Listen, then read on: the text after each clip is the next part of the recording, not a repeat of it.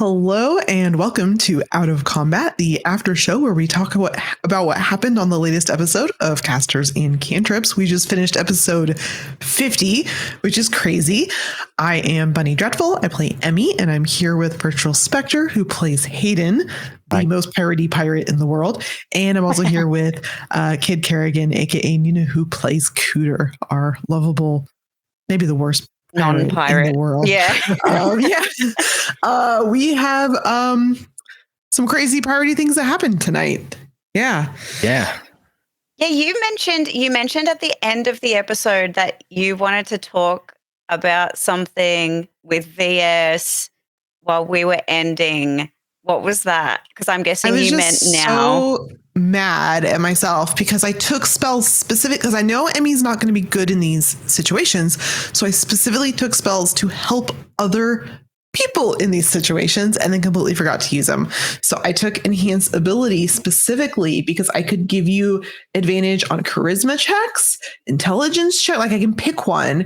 And another one was like giving you more strength, constitution checks. Those might be coming in handy next episode. Yeah. Well, that's the thing. You still use it next episode, right? No, I can't because it's got a verbal component. So they'll see me use it and then they'll be like, you're using magic against us. This isn't a clean fight. But they're pirates. It's not the whole thing's it's not really ideal, but I should have expected that this would end up that way. I guess I knew something was going to happen and I didn't know what. To be honest, had I remembered, I probably would have given you like the charisma one and it wouldn't have mattered anyways. Yeah. But so his charisma's already like 42. So wait, what is your charisma? It's 16. Yeah, it's like 16. Literally he just rolls anything and it's like success. True. Yeah. I mean, I should put it on myself. No wonder he's such a smooth operator. Like, it makes little context. Like Emmy and Hayden, we were talking to the bloodied Buccaneers. They're like just your tough, dumb pirates that kind fight. Vicious, yeah.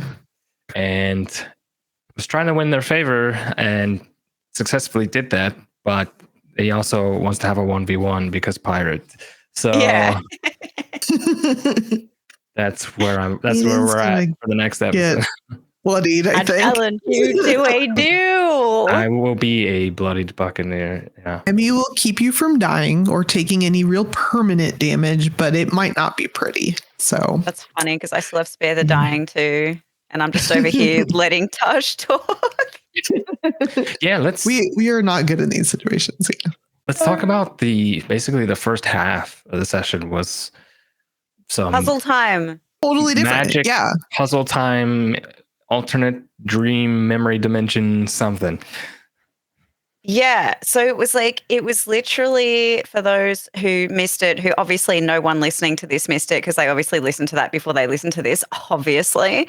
Right. But in case you forgot since then, it was almost like a vignette of the creation of a portion or finding a portion of the artifact that caused the catastrophe, which also Azric had a vision of the catastrophe occurring after that. Yeah, that's how we because know. He is wearing the artifact that was in the vignette that we now know is a part of whatever had caused said catastrophe, which is super scary. So now we have to parts. Now we have to go back to the Isle of Sadness to get Bakuda to go back and do her investigations. No, that one wasn't the Isle of Sadness. That one was the Isle of very smart people. Escos? Yes. Aren't they all the Isle of Sadness to a certain extent? For some people. The happiness of the like friends we made Isle along of the Sadness way. For Azric. He doesn't like it there. Yeah, exactly. But yeah, so now we really have to go back and tie off that loose end at some point because we got waylaid through so many of our through so many of our side quests, we ended up leaving the one main quest behind forever and traveling all the way across the world. It's fine. I mean, it was fun. So now we're going to have to see how that goes, like how long it takes. If we can even get Blackbeak in power, by the way. Yeah, I don't even know if that's going to happen.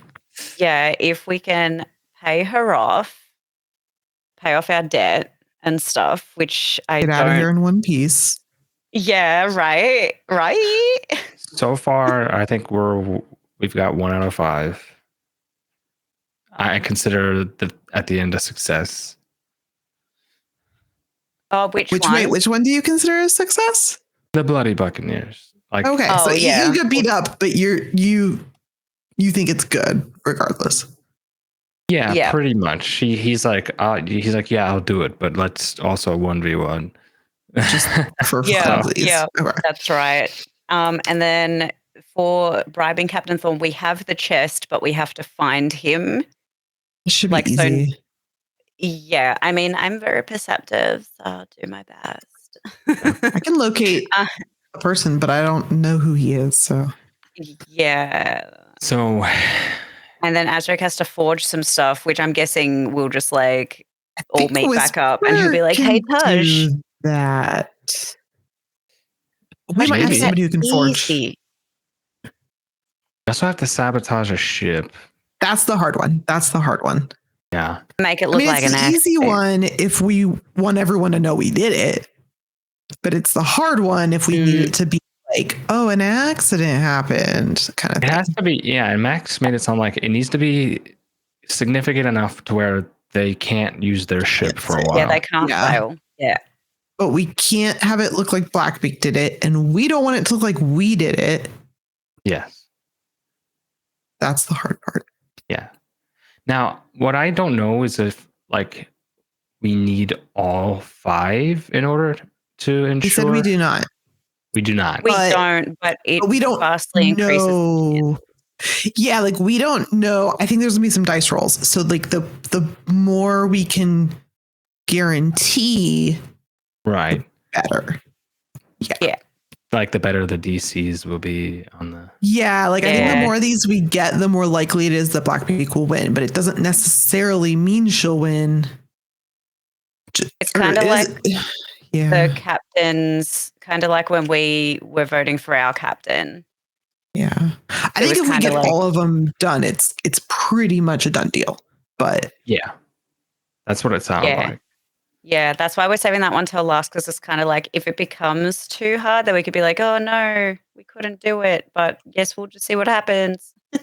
Or if we try it and it just isn't enough, like, yeah. So we'll have our work cut out for us. I know, it's stressful, but we got actually a lot done in a single episode, which is, I'm going to say I'm proud of us because that's not normally how we roll. So no. Well, and especially since we hadn't played in 2 weeks.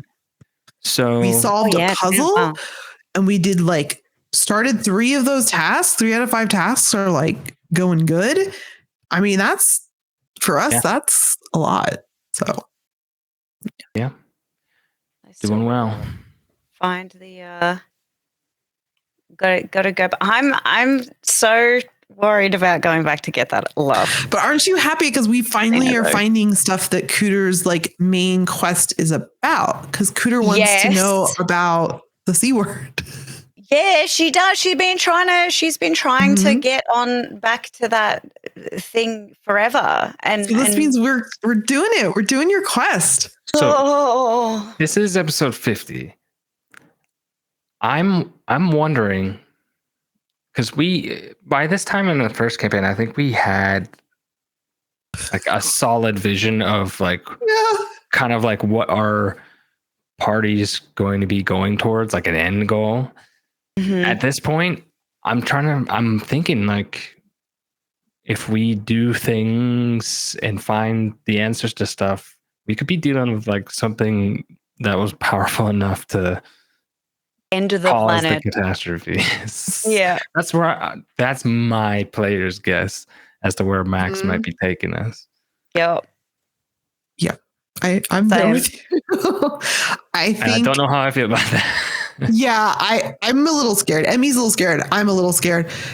Also, because we have another big thing we haven't resolved. And the idea of us having a super powerful world ending magic item while this other thing is unresolved makes me feel real anxious. And that other thing being Azric's patron does not seem good. Yeah. Well, there's two big potential event things. Like some Azric's patron can just decide to come into existence or whatever.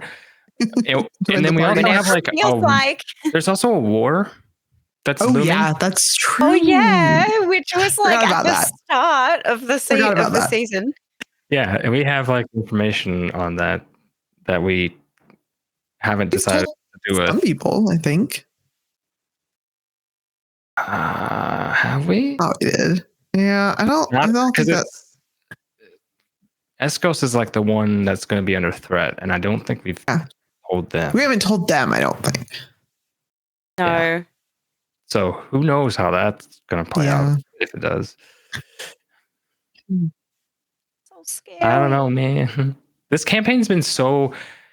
It's like...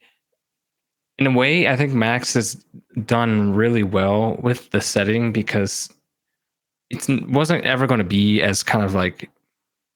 I don't want to say the first campaign was linear because it wasn't. We had like all kinds of paths. But this being pirate crew, ocean travel, it's way more open-ended so far, which I think is a good thing for this type of campaign. So I'm curious. I can't wait to see how Max starts like bringing some threads in, reining us in. Yeah, I agree. I'm like very much looking forward to trying to direct us. Yeah, I know. It's like I feel kind of bad for him sometimes. I'm like, we don't mean to be like this. We're just like this. We're just like, oh no, 100%. That's a red herring right there. And he's like, that's the main quest. And then we're like, we need to go find this weed plant. And he's like, that is a menial side quest. It means nothing. I'm sure that is something that every DM out there can empathize with, though. Let us know in the chat if you're a DM, how many times your players have done that to you, because I'm sure it's not just us. I'm sure all the comments of like all the times that your players have picked up on the wrong clues, like seeing things where there is nothing, or like completely ignored stuff that you're like, please pay attention to this thing. So I want to ask before we run out of time. I want to bring up the last scene again. It's fresh in my mind, but I also just thought it was like a great scene. I just want to know why you're so good at being a pirate, VS, because it was really impressive watching you be a pirate talking to the bloody buccaneer guy.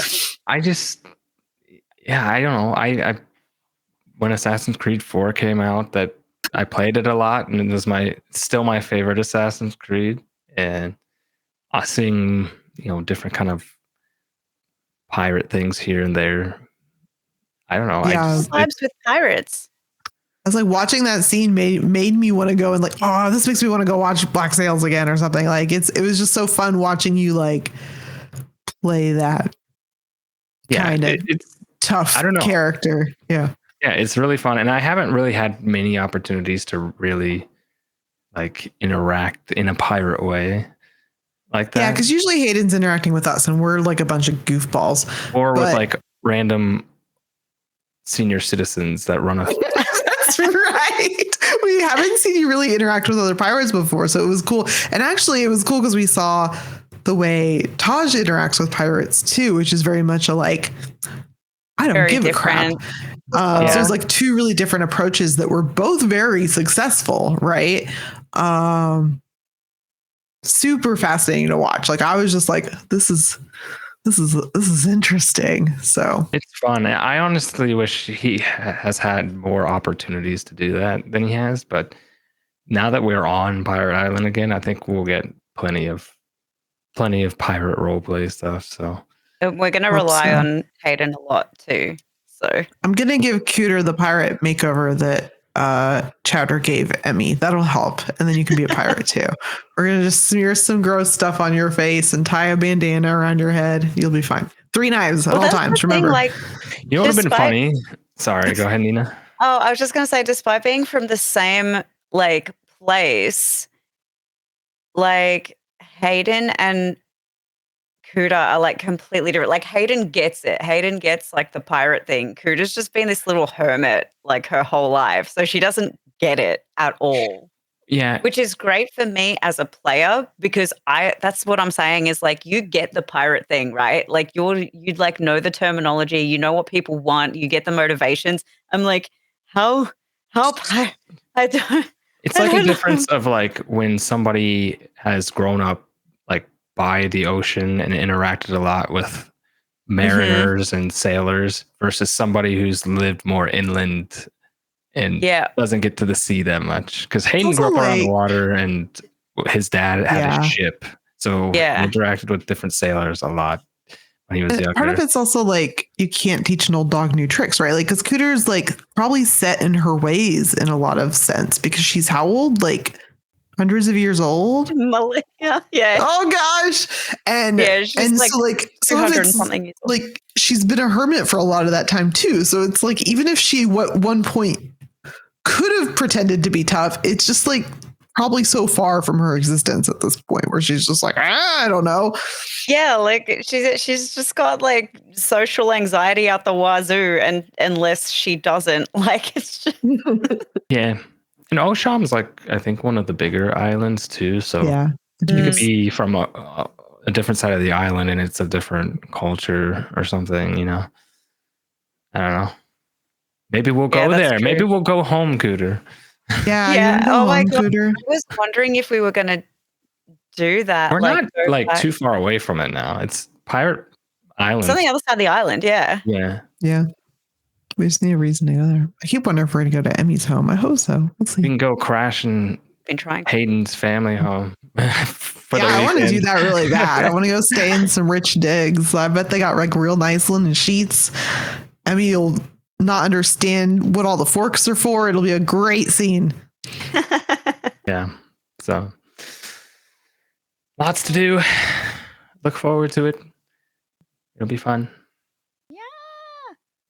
All right. Well, I think that about does it. I'm just like too busy. Like, I want to get to next episode. I don't even know anything else to talk about. I'm just like, I know. I was ready. I was like, all right, let's throw some dice. Ready for a brawl. Can we talk about that real quick? Max always ending us on a cliffhanger. I know he does it for the show, but I want to slap him.